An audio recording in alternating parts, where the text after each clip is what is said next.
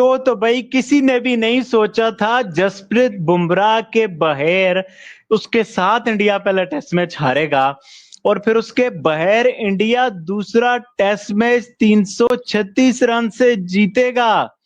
पहली इनिंग में सिराज विकेट लेगा और चलो सिराज का तो मान लिया एक्सपीरियंस है, बट दूसरी इनिंग में इंग्लैंड की कमर तोड़ेगा आकाशदीप। ये इंडियन क्रिकेट है कि मजाक है? बुमराह के बगैर चैंपियन ट्रॉफी जीत जाना, ऑस्ट्रेलिया को ऑस्ट्रेलिया में हरा के आ जाना, विराट कोहली रोहित, मतलब एक टीमों में एक ट्रांजिशन पीरियड होता है, रीबिल्डिंग पीरियड होता है। हमारा तो 3-3 साल रीबिल्डिंग चल रही होती है जी, वो रीबिल्डिंग हो रही है, रीबिल्डिंग हो रही है, यानी कि तो रीबिल्डिंग भी नहीं हो रही। ना बॉलिंग की रीबिल्डिंग हो रही है, ना बैटिंग की रीबिल्डिंग हो रही है, ना कप्तानी की रीबिल्डिंग हो रही है। बस टीम तो यंगस्टर के साथ उससे आगे जा रही है। मतलब आकाशदीप ने जो परफॉर्मेंस दिखाई है आप बयान नहीं कर सकते, मतलब के इट्स अनबिलीवेबल।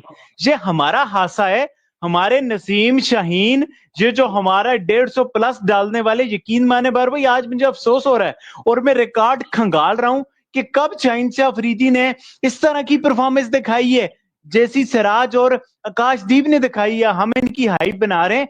छोड़े शाहिन अफरीदी, मतलब पिछले 10-15 साल में किस पाकिस्तानी पेसर ने, और हम अपनी पेस, मतलब क्या ये पेस की सरजमीन और वो वकार यूनुस, वसीम अख्तर, वसीम अकरम का, शवाख्तर का कब तक हम बेचते रहेंगे? यकीन माने भारत के नए टेस्ट कैप्टन शुभमन गिल ने एक तारीख रकम कर दी है और इस तरह की कारकर्दगी दिखाई है कि दुनिया क्रिकेट को हैरान कर दिया है। दौरा इंग्लैंड में इससे पहले उनकी कारकर्दगी हमेशा मायूस कौन रही। 6 इनिंग्स में कभी भी वो 30 रन की हद भी पार नहीं कर सके थे, लेकिन इस बार एज ए कैप्टन आए हैं और पहले 2 टेस्ट मैचेस में 3 सेंचुरियां बना डाली हैं और इसके साथ साथ उन्होंने कई रिकॉर्ड अपने नाम किए हैं। इंडिया को शानदार जीत मिल गई है और कमाल की बात यह है कि मतलब बर्मिंघम में इंडिया ने कभी टेस्ट मैच नहीं जीता था guys, but this time they have won a test match, so they have created a history. मतलब भारत ने इतिहास रच दिया है। और अब देखो सारी बातें फिर पीछे चली जाती हैं कि डिक्लेरेशन नहीं हुई, ये नहीं हुई, इन बातों का कोई मतलब नहीं है। और इस मैच की अगर मैं बात करूं, इस मैच का असली हीरो पता है कौन है? आकाशदीप। आकाशदीप ने जो अपनी गेंदबाजी से जो धार दिखाई ना, जसप्रीत बुमराह की कमी नहीं करने दी। और हम इस मैच के बाद दोस्तों यही कह रहे थे, जब पहला मैच हुआ था लीड्स में, हम लोग हेडिंग्ले में हम कह रहे थे कि यार जसप्रीत बुमराह नहीं होगा, मतलब मैं भी कह रहा था, आप भी कह रहे थे, सब कह रहे थे बुमराह नहीं होगा तो हमारी आधी ताकत खत्म हो चुकी है। 6 विकेट हॉल, अर्शदीप परिधि कह रहे हैं हेलो भैया हेलो।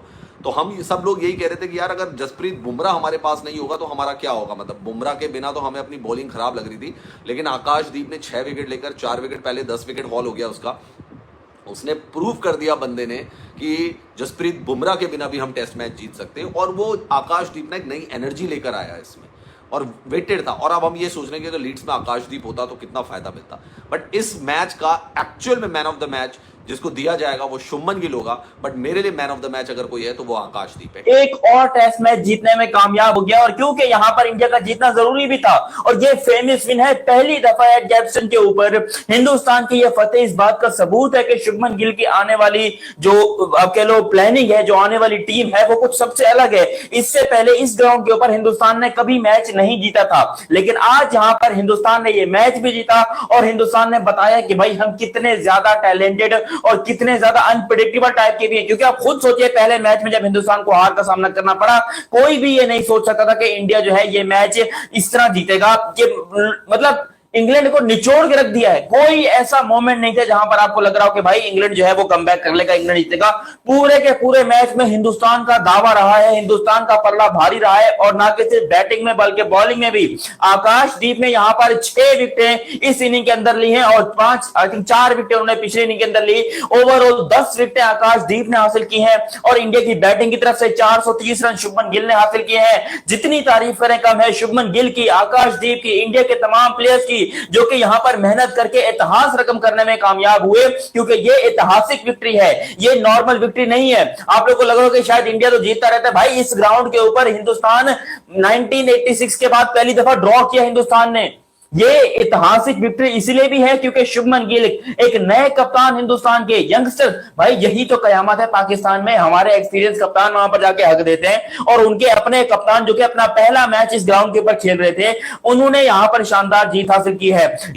ये जो विक्ट्रीज हैं ये ऐसी आसानी से नहीं आती। इंडिया ने इंग्लैंड को एजबेस्टन के मैदान में अपनी इतनी लंबी हिस्ट्री यानी 93 इयर्स में 8 मुकाबले इस मैदान में खेले गए इंडिया और इंग्लैंड के दरमियान, इंडिया कभी नहीं जीत सका। 1986 में ड्रॉ के करीब आया था। इंटरेस्टिंगली उस मैच में चेतन शर्मा ने 10 विकेटें ली थी और उसके बाद इस मैदान के ऊपर किसी ने भी 10 विकेट नहीं ली, चाहे वो इंग्लैंड के बल्लेबाज हो, चाहे वो मतलब किसी के भी बल्लेबाज, किसी के भी बॉलर हो, कोई भी टीम खेली हो, इंग्लैंड खुद इटसेल्फ खेली हो, इंग्लैंड के बॉलर्स ने भी, किसी इंडिविजुअल ने एक टेस्ट मैच में, सिंगल टेस्ट मैच में 10 विकेट नहीं ली थी।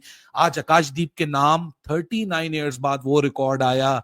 एजबेस्टन में 93 इयर्स की इंडिया की टेस्ट क्रिकेट हिस्ट्री है। 1932 में इंडिया ने पहला टेस्ट मैच खेला था और आज फाइनली इंग्लैंड में एजबेस्टन फाइनली उसमें जो बेसबॉल का घमंड था वो टूट चुका है।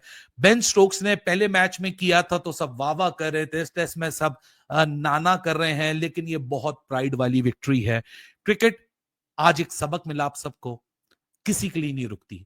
सचिन आए थे, सचिन चले गए, कोहली विराट और रोहित आए थे, वो दोनों चले गए, गिल आया और गिल छा गया।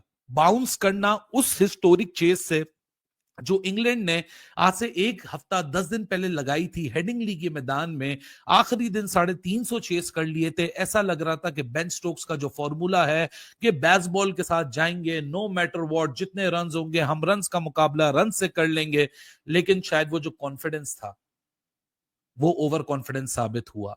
बेसबॉल का घमंड एजबेस्टन के मैदान में इस बुरे तरीके से टूटा है कि 608 रन की एक लंबी तरीन चेस पे, जिसको तो एक दिन पहले हैरी ब्रूक ने कह दिया था कि नो मैटर व्हाट, हमें कोई फर्क नहीं पड़ता, जो भी टोटल मिलेगा हम तो जीत के लिए जाएंगे, हमने तो अपने फैंस से प्रॉमिस कर दिया है। आज गवाह है कि जब जब भारत की टीम कोई मैच हारी है उसके बाद उन्होंने ऐसा कमबैक किया है कि सामने जो मर्जी ऑपोजिशन हो उन्होंने नहीं देखा। आपको याद होगा 36 ऑल आउट हुए थे, उसके बाद ऑस्ट्रेलिया के अंदर ही इन्होंने सीरीज शानदार किस्म की विक्ट्री हासिल की थी। साउथ अफ्रीका के अंदर ये बड़ा बुरा टेस्ट मैच हारे थे। अगला टेस्ट मैच साउथ अफ्रीका को ऐसा हराया कि वो सोच में भी नहीं सकते थे कि वो ऐसे जीत सकते हैं। आज आपके सामने इंग्लैंड के अंदर जो विक्ट्री आई है, बगैर बुमराह, बगैर मोहम्मद शामी के, इनकी बॉलिंग जो कि जीरो नजर आ रही थी, उस बॉलिंग लाइनअप ने इंग्लैंड का बुरा हाल करके रख दिया इंग्लैंड के अंदर।